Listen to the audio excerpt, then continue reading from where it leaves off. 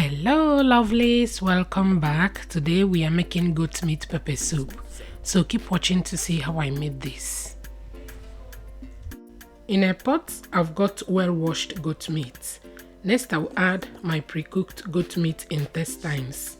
I'll proceed by adding my seasoning cubes, all-purpose seasoning, salt, blended onions, garlic, ginger, scotch bonnet pepper, ehuru, and scent leaves.